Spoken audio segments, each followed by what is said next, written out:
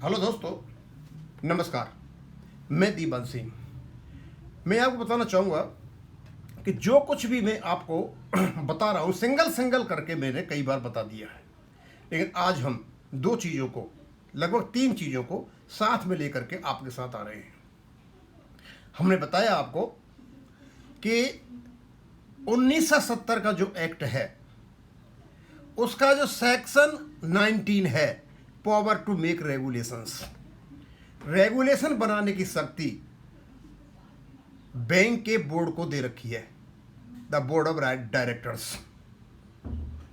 और power to make regulations, regulation means ये भी डेलीगेटेड लेजिस्लेशन होता है और स्टैट्यूटरी बॉडी इसको बनाती है और संसद का कोई एक्ट इसको बनाने की शक्ति देता है।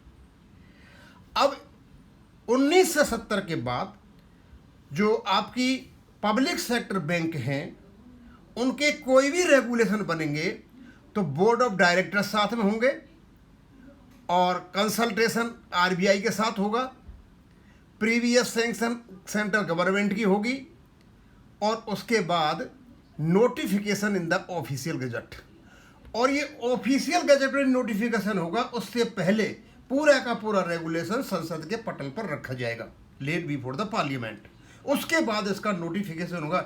इतना सख्त मैकेनिज्म है, फ्रेमवर्क है, जिसके अंतर्गत आपका रेगुलेशन बनता है और इस रेगुलेशन के अनुसार आपका बना है BPR 995।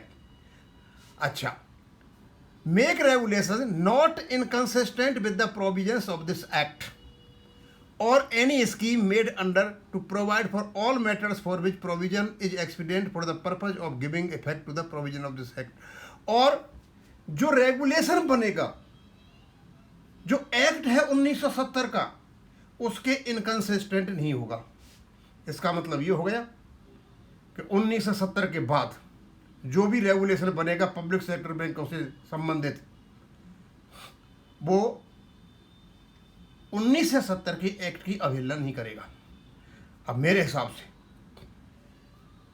कौन कौन सी चीज़ें, काफ़ी चीज़ें दे रखी जो हैं, लेकिन हम उन चीज़ों का बात करेंगे, उन मैटर्स का, उन इश्यूज की बात करेंगे जो हैं।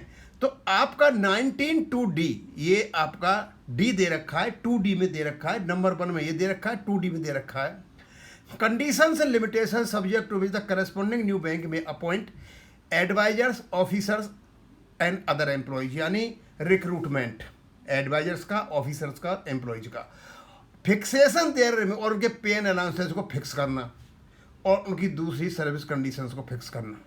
ये सारी की सारी 1970 के एक्ट के बाद बोर्ड ऑफ डायरेक्टर्स, आरबीआई के साथ में कंसल्टेशन, भारत सरकार की मंजूरी और नोटिफिकेशन के साथ होगा।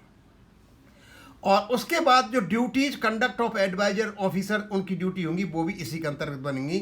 और हम पेंशनर्स की बात करते हैं तो 19(2)F में बड़ा स्पष्ट दे रखा है, इसी के अंतर्गत बना है आपका BPR 995। उसके अंतर्गत भी आपका इस्टेब्लिशमेंट किसका, फंड्स, और उसका मेंटेनेंस फंड्स किसके लिए, सुपरएन्युएशन, पेंशन और प्रोविडेंट के लिए, बेनिफिट ऑफ ऑफिसर्स और other employees of the corresponding new bank और the dependents of such officers other employees, यानी उनके परिवारजनों के लिए, उनके लिए सारा का सारा। दोस्तों, ये बड़ा स्पष्ट है कि 1970 के बाद इनके जो कलेक्टिव जो बार्गेनिंग होती है उस पर रोक लग जानी चाहिए थी, लेकिन रोक क्यों नहीं लगी? क्योंकि यहाँ साठगांठ हो गई, हेरा फेरी हो गई। यदि आंख दिखाते यूनियन वाले तो बैंक इनको बंद कर देती, बेस सेटलमेंट, और ये बंद हो जाता, इनकी कमाई बंद हो जाती। बैंकों ने सोचा ठीक है, हमें फ़ायदा होगा, इनको ही आगे कर लेते हैं, इनको आगे कर लिया और ये करते रहे। और इसी एक्ट के अंतर्गत आपका बना 35/1, ये स्टैट्यूटरी रेगुलेशन है, यानी ये रेगुलेशन संसद द्वारा पास किए गए 1970 के कानून के तहत बना हुआ है और इसमें जो कुछ भी कहा गया है वो इनको लागू करना पड़ेगा। और आप ये बहुत बार बता दिया, basic pension, additional pension where applicable shall be updated as per the formula given appendix 1। यह पूरा का पूरा यूनिवर्सल एप्लीकेशन है, यहाँ कहीं रोक नहीं लगाई गई है कि यहाँ से यहाँ तक नहीं होगा, यहाँ से यहाँ तक नहीं होगा।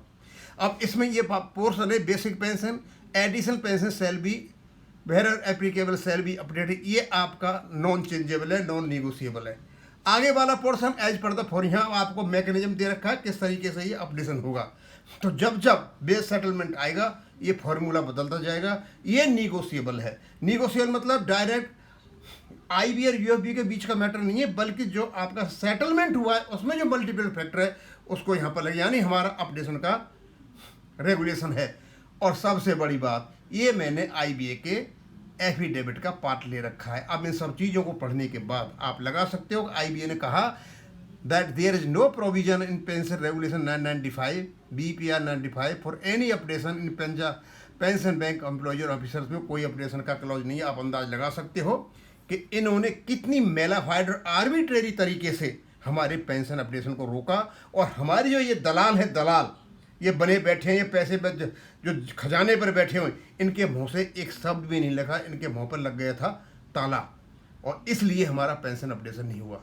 अब मैं और ज़्यादा नहीं कहूँगा अब, क्योंकि मैं घर जाऊँगा और घर जाने के बाद शायद 1 तारीख को 2 वीडियो और आपके 30 तारीख को भी 2 वीडियो इस प्रकार आकर के आपके पास आएंगे। यहीं ख़त्म करूँगा। थैंक यू, धन्यवाद।